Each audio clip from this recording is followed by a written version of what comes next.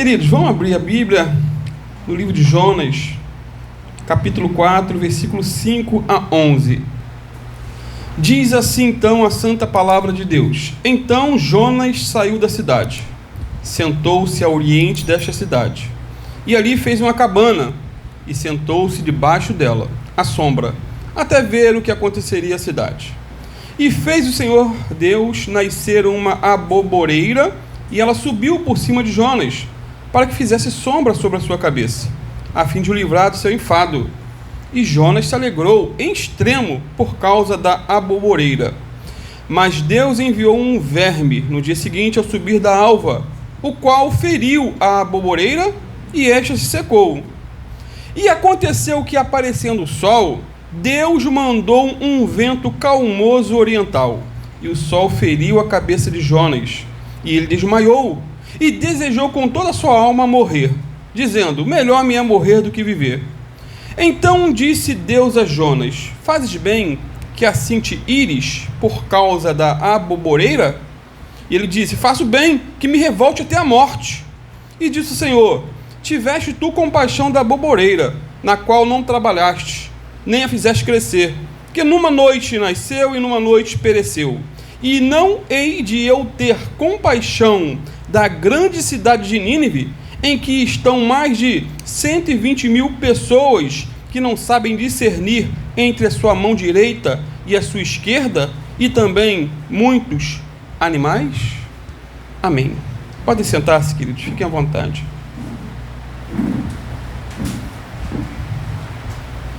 Amados, essa é a última mensagem no livro de Jonas. Já tratamos dos assuntos mais diversos até aqui, por assim dizer. Na primeira mensagem, Jonas ouve a voz de Deus. Na segunda, ele foge da presença de Deus. Com Jonas no barco, tudo vai mal. Foi a terceira mensagem. A sorte foi lançada para o azar de Jonas. A quarta mensagem. Na quinta mensagem, vimos Jonas e o grande peixe. Na sexta, Jonas ora na barriga do peixe. Na sétima, eu enfatizei a pregação de Jonas. Na oitava mensagem, vemos pecadores nas mãos de um Deus, ou não de um Deus irado, mas de um profeta irado, chamado Jonas. A nona, nós vimos a conversão dos ninivitas. Na décima mensagem, Deus se arrependeu. Na 11ª, vimos que Jonas era um profeta esquisito, e muito esquisito, por sinal. E na 12ª, domingo passado, Jonas é o perdoado que não quis perdoar. E hoje nós falaremos sobre Deus, a planta, o verme e Jonas. 4 personagens singulares. E vamos considerar alguns pontos dos versículos que lemos. E, antes de entrar nos pontos em si, se você perdeu alguma dessas mensagens, se você é membro dessa igreja e considera importante aprender um pouco mais da palavra, está lá na playlist do canal da Igreja Bíblica Cristã em Maricá. Alguns pontos da mensagem. Primeiro, Jonas retrocede mais uma vez. Ele erra o alvo mais uma vez. Ele deserda mais uma vez. Aí no versículo 5. Então Jonas saiu da cidade e sentou-se a oriente desta cidade. E ali fez uma cabana e sentou-se debaixo dela, à sombra, até ver o que aconteceria à cidade. No início do livro, Jonas foge para Tarsis. Lembra? Primeira mensagem. Em vez de ir para Nínive, como Deus lhe tinha ordenado. Agora, em vez de ficar na cidade, orientando e aconselhando ou discipulando os novos convertidos, Jonas foge de Nínive e vai construir uma cabana e ficar de camarote esperando Deus destruir a cidade. Ele foge de Nínive justamente na hora em que a cidade mais precisava dele. Coisa de doido, né? Ele foge do lugar que mais carecia dele naquele momento.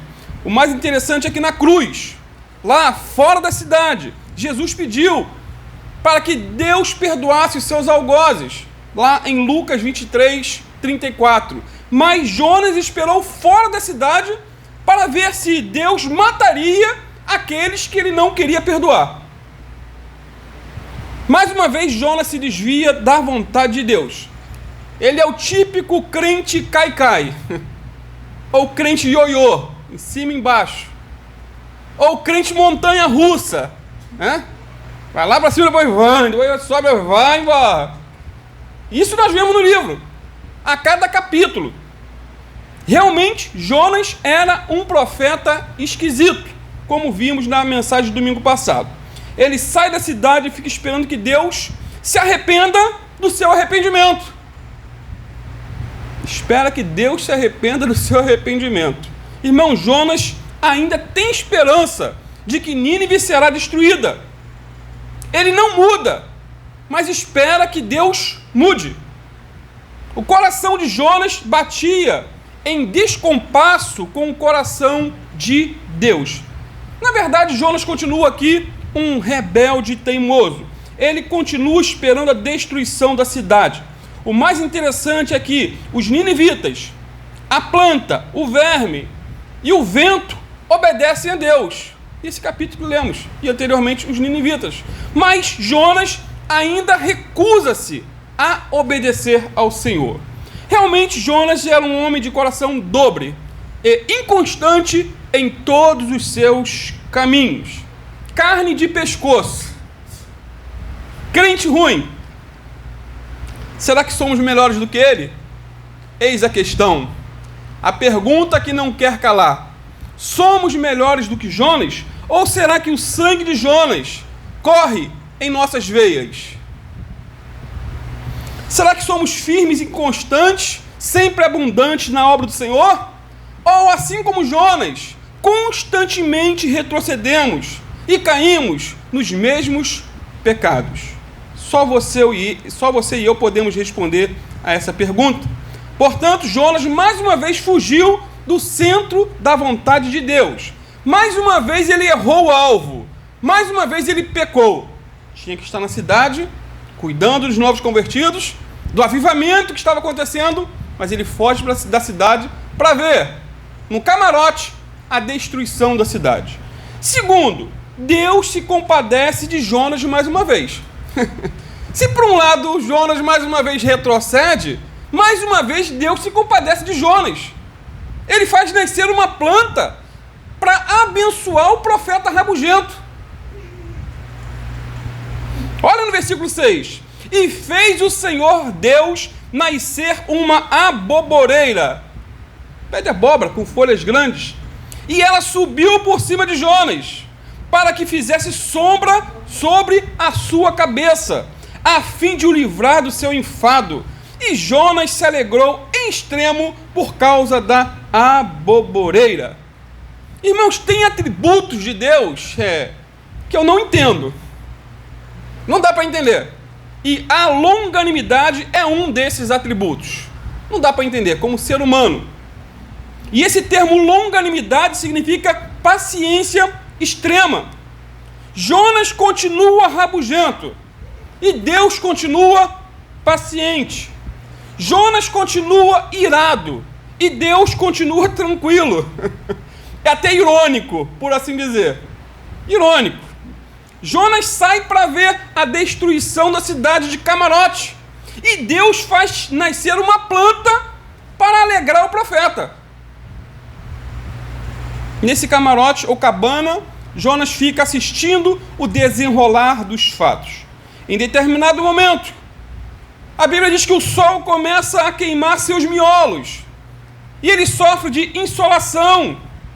Deus, sabendo que Jonas estava extremamente desconfortável por causa do calor, e num gesto de pura misericórdia e bondade, ele faz crescer uma planta com folhas bem grandes por trás de Jonas para lhe proporcionar uma boa sombra.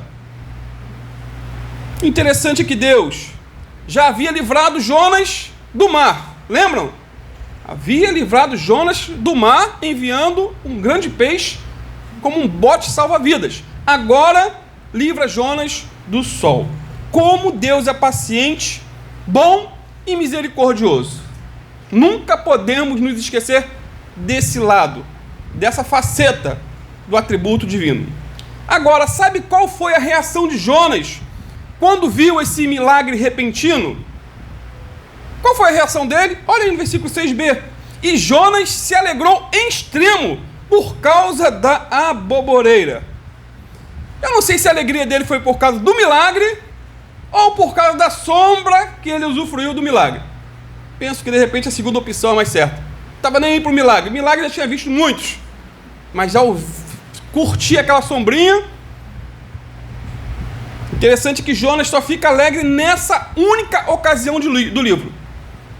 Você não vai ver nenhum capítulo mais, nenhum versículo, Jonas se alegrando. Mas agora ele se alegra por causa dessa planta. Ele não se alegrou em ouvir a voz de Deus quando chama para pregar em Nínive. Ele não se alegrou. Ele não se alegrou ao ver os marinheiros orando. Lá, os pagãos se convertendo, orando, fazendo votos a Deus. Ele não se alegra. Ele não se alegrou em ser poupado da morte e depois engolido por um grande peixe. Ele não se alegrou ao ver os ninivitas convertidos. Na verdade, ele se entristeceu. Ele não queria a conversão daquele povo, ele queria a morte. Ele se alegra com coisas e não com vida. Que coisa, querido? Resumindo, Jonas se alegra com uma planta que lhe faz sombra, mas não se alegra ao ver uma cidade toda rendida aos pés do Senhor. É ou não é um profeta esquisito, estranho, parafuso solto? Jonas, queridos, é o tipo do crente ruim, que gosta de ser abençoado, mas que fica irado, entristecido quando vê o outro sendo abençoado. A vida de Jonas está centrada nele mesmo e não em Deus. Assim, Jonas quebrou os dois principais dos mandamentos: amar a Deus acima de todas as coisas e ao próximo como a si mesmo. Terceiro, que Deus envia um verme para matar a planta. Olha o versículo 7. Mas Deus enviou um verme no dia seguinte, ao subir da alva, o qual feriu a aboboreira, e esta se secou. Ou seja, o mesmo Deus que fez a aboboreira crescer, agora faz secar e morrer. É assim que está na tua Bíblia? Deus fez ela crescer, milagrosamente, no outro dia, Deus a matou. O mesmo Deus que criou, destruiu. Isso revela de maneira brilhante, queridos, os dois aspectos da natureza de Deus: a sua capacidade de livrar e de destruir, de abençoar e de amaldiçoar, de salvar e de condenar, de dar a vida e também de tirar a vida. Nunca podemos esquecer os dois lados da moeda referente a Deus, por assim dizer. Deus é amor, mas é também fogo consumidor. O mesmo Deus que amou o mundo de tal maneira que deu ou enviou seu Filho para que todo aquele que nele crê não pereça, é o mesmo Deus que destruiu o mundo com dilúvio e as cidades de Sodoma e Gomorra com fogo. O mesmo Deus. O mesmo Deus que ressuscitou Dorcas lá em Atos 9, é o mesmo Deus que matou Ananias e Safira em Atos 5. Detalhe, dentro da igreja.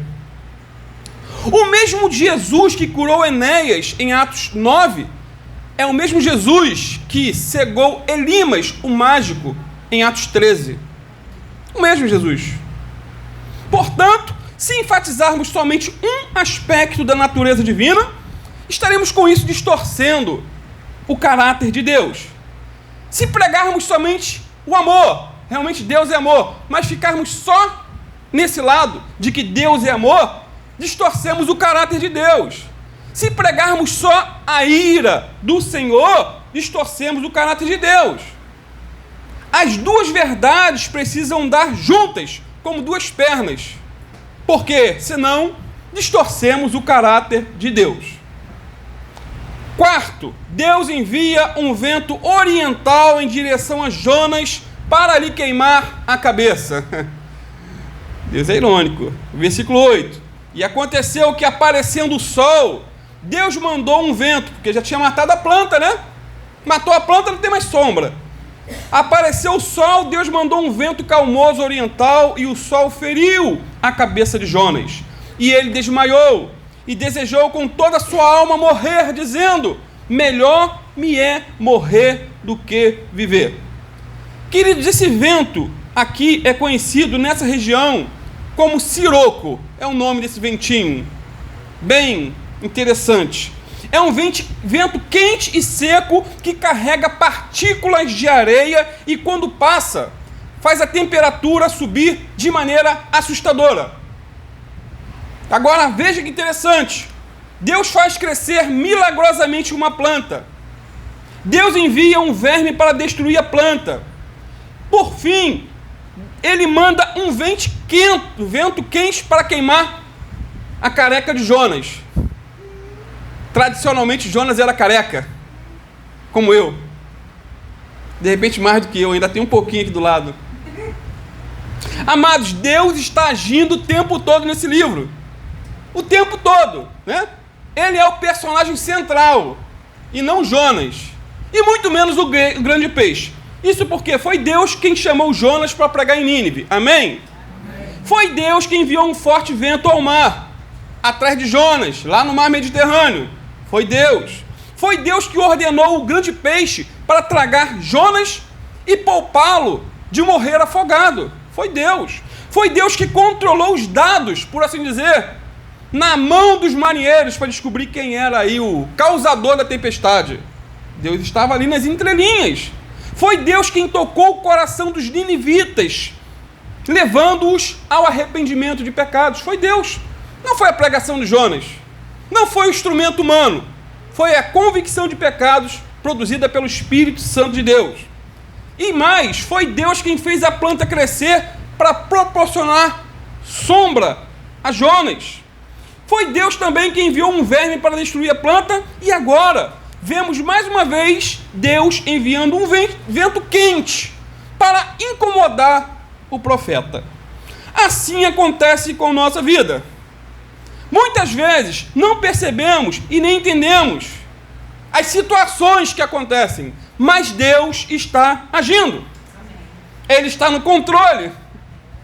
Ele está fazendo. Ele não é um ser distante e apático, que é pregado pelos deístas. O que é um deísta? Para o deísta, Deus está distante, inoperante. O deísta até crê em Deus. Crê que Deus criou todas as coisas, mas depois de ter criado, segundo eles, Deus largou a natureza de mão. Então, se vai acontecer um terremoto, uma desgraça, uma tragédia, Deus não sabe, segundo eles. Deus deixou a natureza ao léu. Por outro lado, nós cremos no Deus que está no trono do universo e que governa e cuida de todas as coisas. Amém? Governa e cuida de todas as coisas. Ele não é um Deus desconhecido, distante, inoperante, fraco, impotente. Não é esse Deus da Bíblia. E não é o Deus que nós servimos.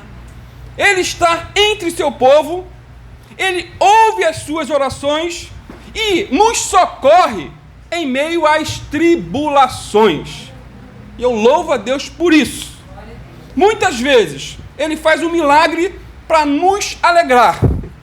Assim como fez aquela planta crescer para alegrar o coração de Jonas. Ele é misericordioso. Ele não faz milagre todo dia, mas de vez em quando ele faz, né, um carinho. Tem um termo que acho que a Manu sempre usa. Um mimo. Isso, mimo. De vez em quando ele faz um mimo. Faz um milagre para nos trazer alegria. Esse verme, muitas vezes ele manda coisa para nos alegrar, mas outras vezes ele manda um verme.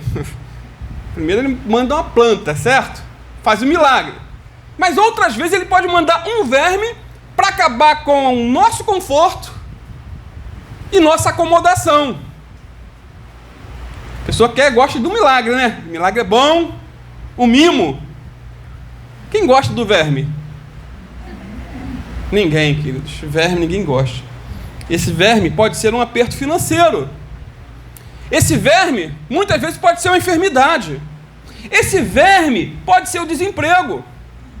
Esse verme pode ser um problema qualquer. Às vezes tem uma aflição, uma angústia, produzida por Deus. Muitas vezes. Nem sempre, mas pode ser. Para nos tirar do acomodismo. Paulo teve um verme, chamado espinho na carne, que os bofeteava e que foi enviado por Deus, e não pelo diabo. Deus enviou por permissão de Deus. Deus enviou um espinho na carne, que era um próprio diabo, para os bofetear, mas por ordem de Deus. Isso para que ele não se exaltasse diante das revelações que ele teve, para não se orgulhar. Outras vezes, Deus manda o vento quente das tribulações para nos despertar e nos acordar. A luta geralmente faz com que crentes acordem. Estão dormindo, aí vem o problema. Agora, veja que espetacular. Uma planta nasce rapidamente. Um verme destrói a planta imediatamente. E um vento quente traz desconforto a Jonas inesperadamente. E os três são o quê? Agentes de Deus. O que podemos aprender, queridos, com isso? Quando Deus faz crescer a planta para fazer sombra a Jonas, estava com isso nos dizendo a nós: eu posso cuidar de você, posso aliviar seu enfado, posso curar suas feridas, posso te restaurar. Eu sou o seu provedor, eu sou o seu sustentador, eu sou o teu salvador. Eu sou o Deus dos milagres e maravilhas, posso te libertar desse vício maldito, posso restaurar o seu lar que está em frangalhos. Eu fiz uma planta crescer instantaneamente. O que mais eu não posso fazer? Quando Deus enviou o verme para matar a planta, estava com isso nos dizendo: eu dou a vida, eu tiro a vida. Eu tenho o poder de abençoar e também de amaldiçoar. Eu posso salvar e posso também condenar. É um alerta para nós. É um alerta. Eu levo para o céu e muitas vezes mando para o inferno. Não é só céu, inferno. Em Mateus 10, 28, Jesus disse: não temais os que matam o corpo e não podem matar a alma. Temei antes aquele que pode fazer perecer no inferno a alma e o corpo. Que isso produza, queridos, temor em nosso coração. Há pouco tempo ouvi um pastor dizendo o seguinte: irmãos, o medo do inferno tem me guardado de muitos pecados. Ah, a gente não tem que se livrar do pecado com medo do inferno. Não, é bom ter medo, queridos. É bom ter medo, senão a pessoa fica sem vergonha. O medo do inferno tem me guardado de muitos pecados. Por outro lado, temos visto pastores afundados nos mais degradantes pecados. Pastores tendo filho de ministras de louvor na igreja. Pastores adulterando. Não tem medo do inferno, nem crê que o inferno existe. Nem crê. Eles precisam estudar um pouquinho mais sobre o inferno. Fazer uma teologia do inferno para saber que com Deus não se brinca.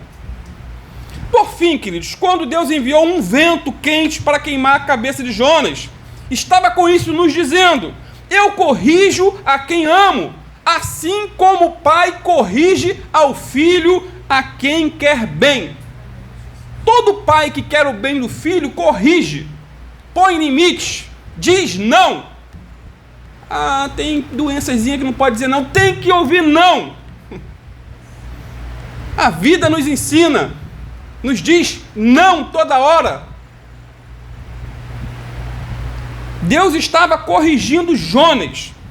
Mesmo tendo as reações que teve, Jonas era amado por Deus, pois estava sendo corrigido, afligido, com o calor da tribulação.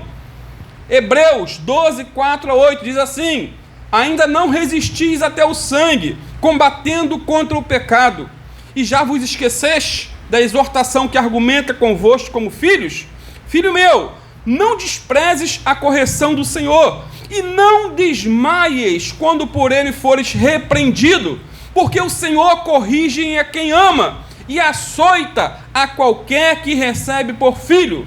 Se suportais a correção, Deus vos trata como filhos, porque que filho há a quem o pai não corrija? Mas se estáis sem disciplina, da qual todos são feitos participantes, sois então bastardos e não filhos.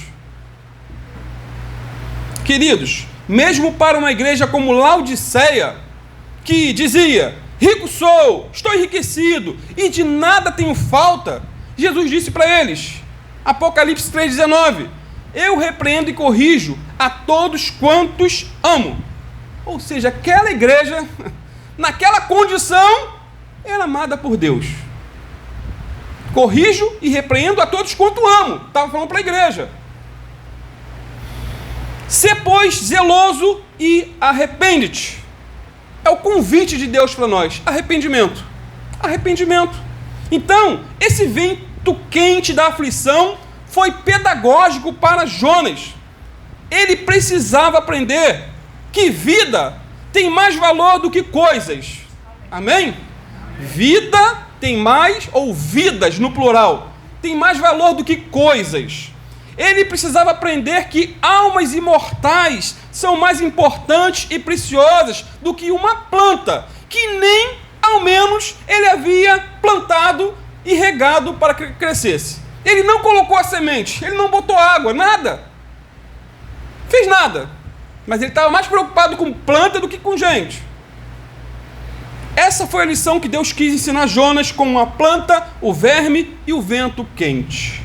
Quinto, Jonas pede mais uma vez a morte. Eita, crente ruim. Quando estava morrendo, pediu a vida.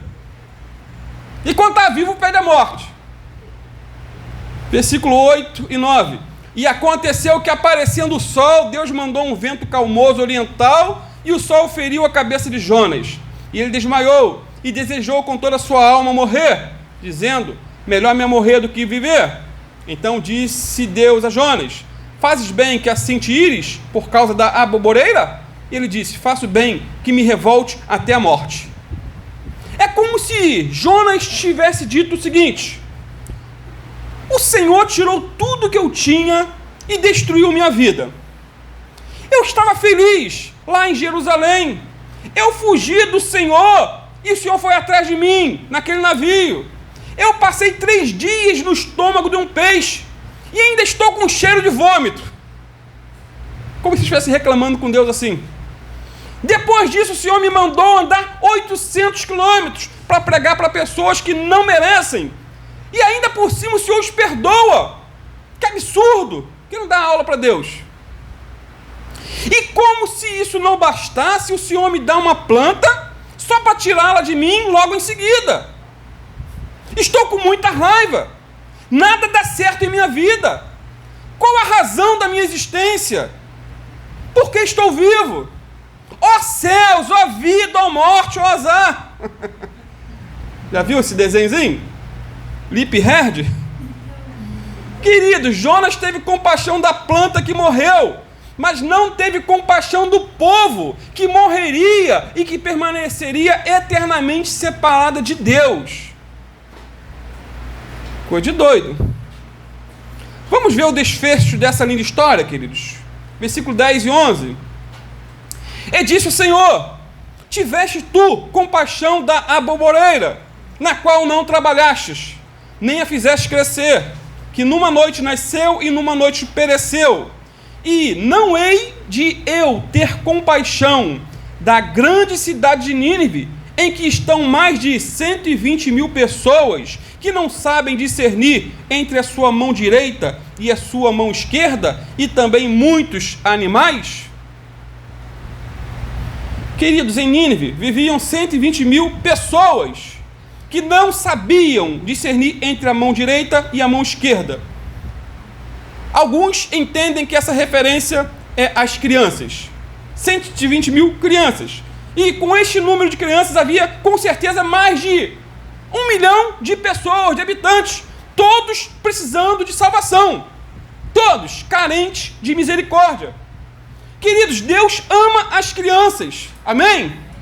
Deus ama os adolescentes. Deus ama os adultos, Deus ama os idosos. Porém, quem evangeliza uma criança ganha uma pessoa inteira. Quem evangeliza o adulto, ganha uma vida, já gasta, e pela metade. Porém, a cegueira espiritual de Jonas vedou-lhe os olhos, para não perceber quão grande era a oportunidade da sua missão. Sabe por quê?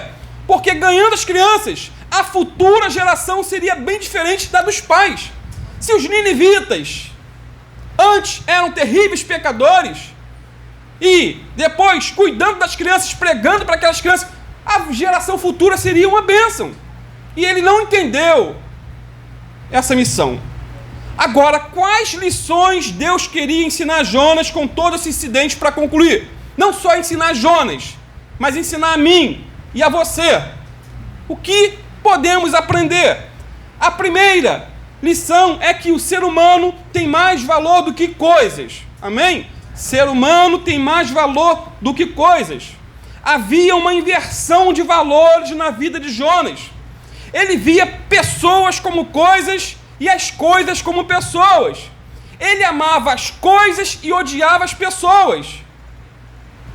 Ele se alegrou com o nascimento de uma planta, mas ficou irado porque Deus poupou uma cidade com mais de 1 milhão de moradores.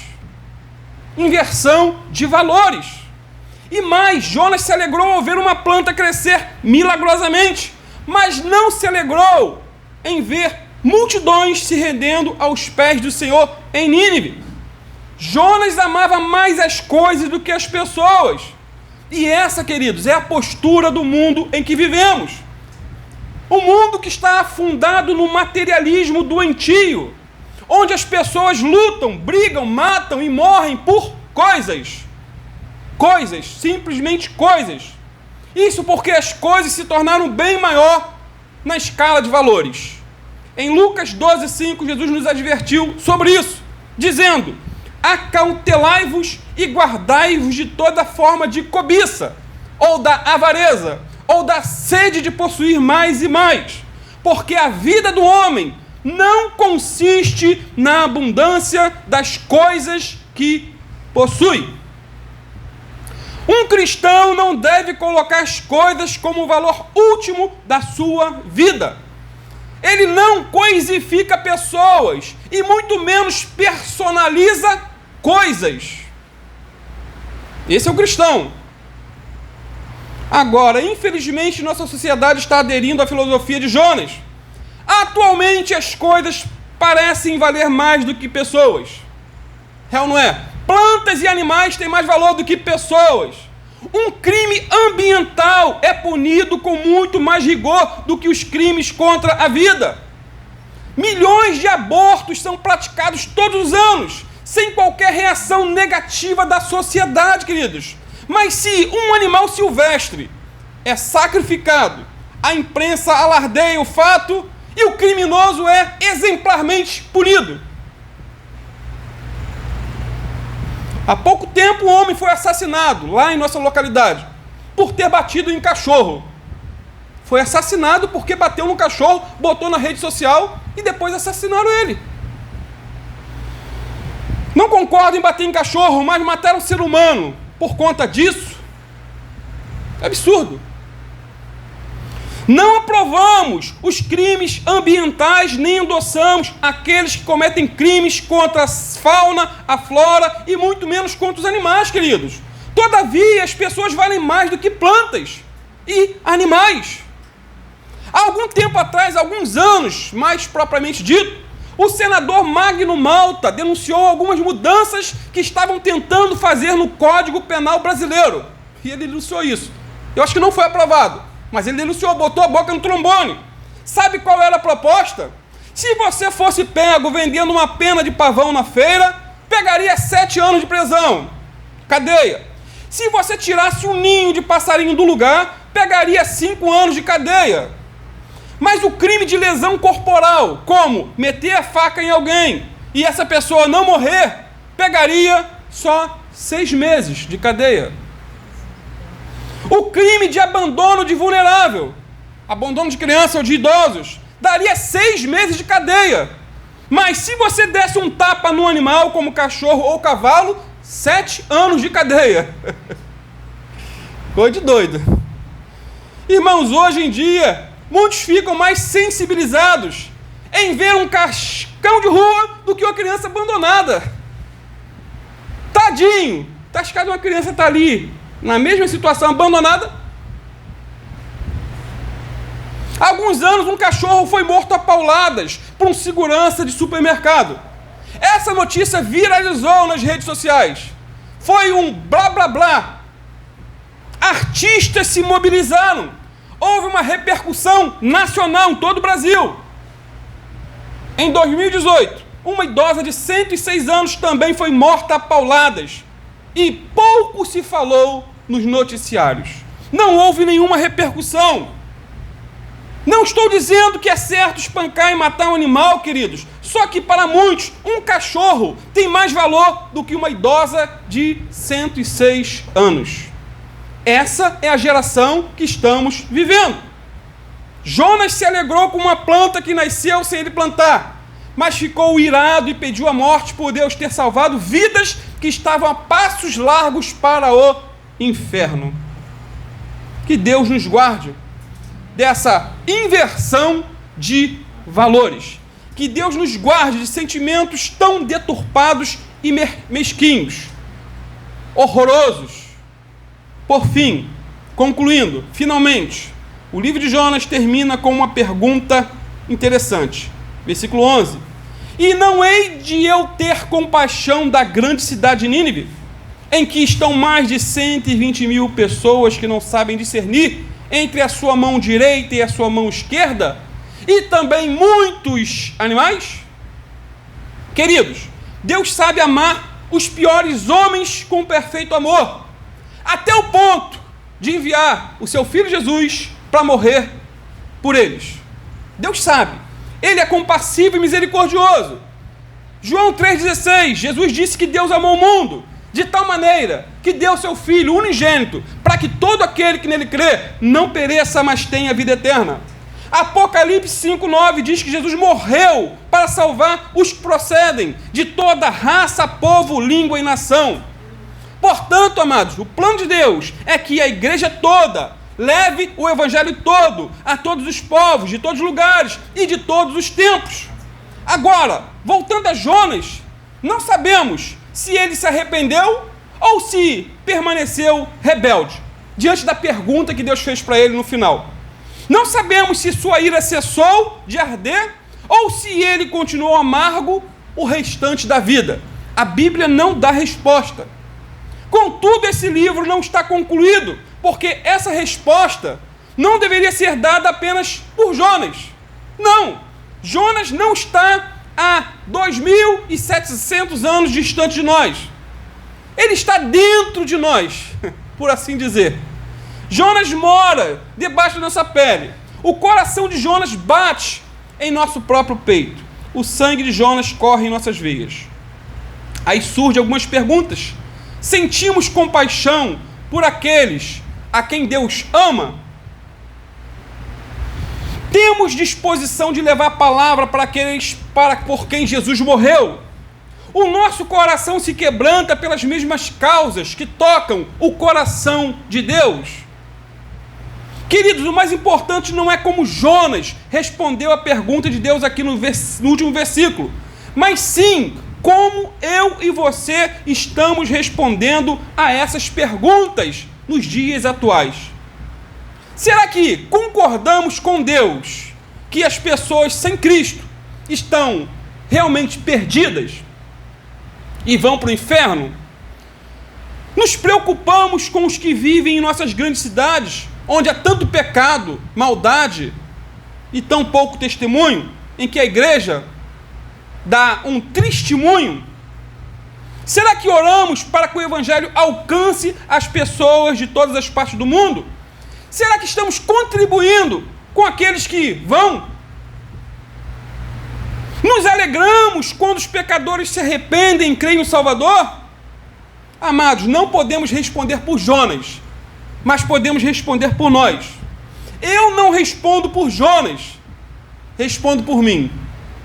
Que Deus nos ajude. Amém? Vamos ficar de pé.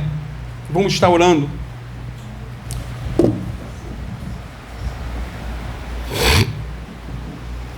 Santo Deus, em nome do Teu Filho Jesus, Te louvo, Pai, Te exalto, por mais essa mensagem, por essa conclusão desse livro, que tanto me impactou, Pai.